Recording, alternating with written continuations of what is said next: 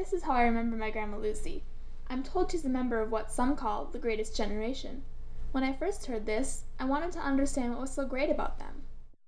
During the Depression, my grandma was too young to do more than just endure it. And she definitely didn't travel to the other side of the earth to fight in World War II.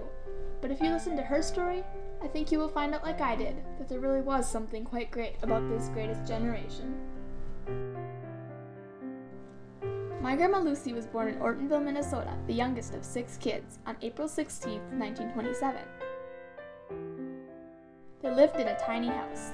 Grandma remembered it quite vividly. My mama had her cook stove, old black cook stove, and it had a reservoir on the end where You put the water in. that's where you heated the water. That was our hot water. It didn't come out of the faucet. And over here was the sink, right, Donald? Yeah. And it had a cold water faucet, and it had a pump. Sister pump, yeah. Went down into the cistern that's right out here. The water, it was rainwater. It was nice, soft. Luckily, Grandma Lucy's dad, Victor, was able to keep masonry work in a time where work was hard to find. This came from support from the Works Progress Administration, or WPA, created by President Roosevelt as part of his New Deal. We understand that Grandma Lucy's mom, Ida, knowing how lucky they were, agreed to take care of a child from a less fortunate family. According to Grandma, this child was sick with tuberculosis. Ida's decision to care for him would change our family forever. Tuberculosis is a deadly infectious disease of the lungs, causing coughing and sometimes even suffocation. With a mortality rate of 50%, the TB death rate in Minnesota was among the highest in the nation. In 1904, the Minnesota legislature recommended a state sanitarium. It would create a quarantine where patients could recover. Providing rest, fresh air, and good food was the basic treatment of the day. The site chosen for the Minnesota State Sanitarium was near Walker, Minnesota on Leech Lake. Aguaching, meaning out of doors, opened for residents in 1907.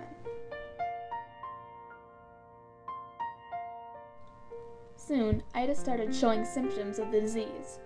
When Grandma Lucy was only 10 years old, her mother died of tuberculosis. Victor was left to raise the children alone.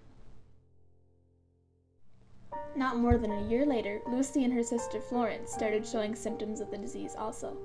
When Lucy was 11, her father and a family friend took her and her sister to Aguaching Sanitarium, where they were admitted in January of 1939.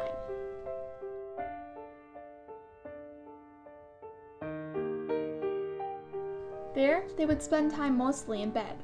Although there were other children there, Lucy looked forward to visits from family, which included her oldest brother Leo. 18 months later, they were discharged and allowed to return home. Once in Ortonville, Lucy tried to go back to her normal life, but the disease wasn't completely gone from her family.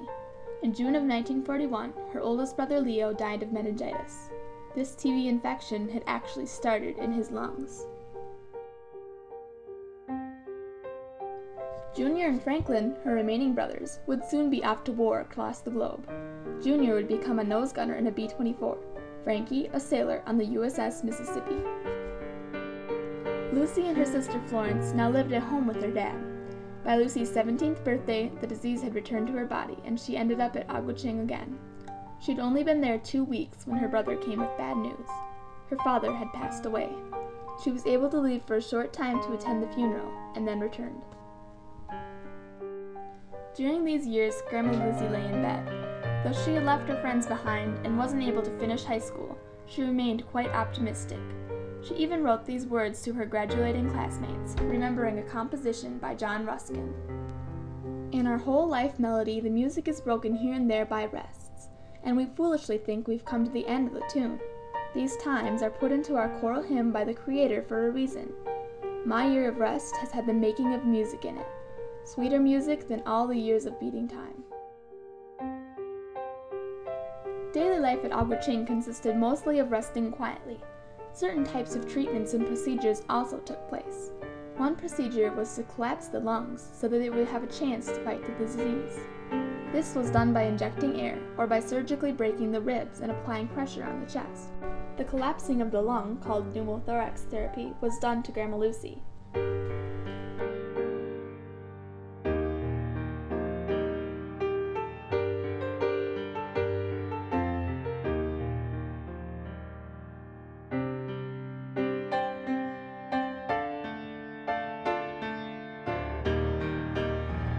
patients became healthier, they had some activities available to them.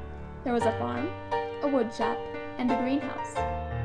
There were art classes that Grandma Lucy especially enjoyed, and sometimes there were visits to the lake. Every once in a while they had visitor days and got to see family or friends.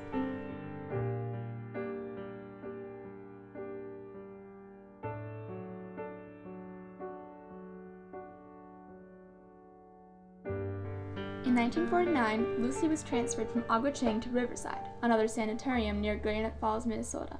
44 years later, my grandma would visit this sanitarium, or at least what was left of it. Looking at the old Riverside Sanatorium. The road beautiful road used to swing right down under that archway. And It's a view in the backyard of what the river was like.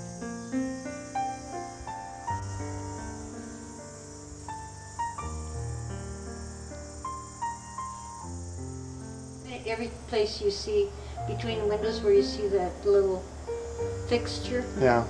there would be a bed. Open area over here. What was this room, Mom? Is this a...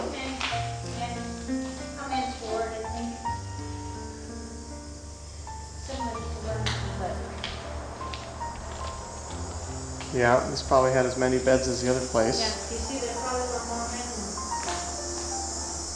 It was there that she met her future husband, Arnold Druby. Arnie joined the Army Air Corps during World War II. After his discharge, he showed signs of TB. This is how my grandparents would meet. Daddy was. This is probably the room that he was in. Yeah. Probably had 2 or 4 beds in here. 4. After spending close to 13 years in and out of sanitariums, Lucy recovered and was finally able to leave. Grandpa Arnie left a few months after that, being there only a year. The bed rest and lung collapse therapies had some effect on their recovery, but the introduction of chemotherapies really controlled the disease.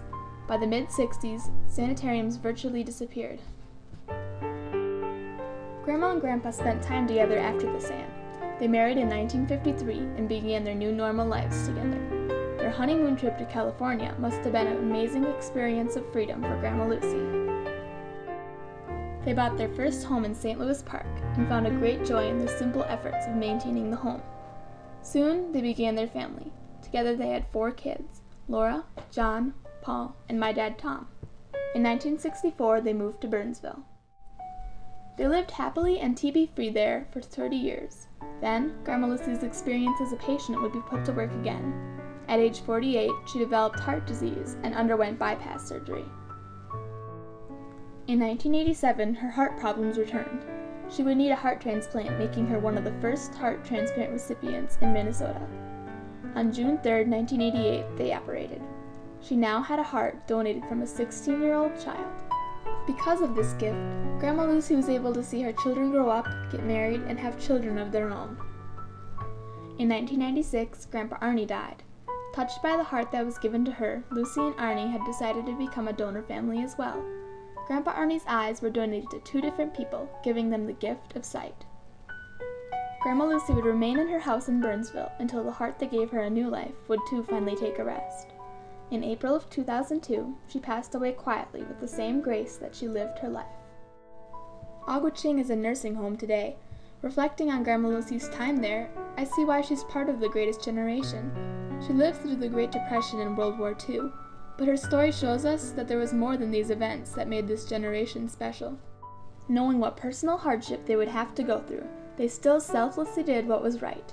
They lived through the hard times with a great hope for the future. Grandma showed that she had hope for the future and didn't view her sickness as an ending. This generation shows us how to take the good with the bad. If Grandma had never gotten sick and left home, she wouldn't have met my grandpa, and without meeting him, I wouldn't be here today.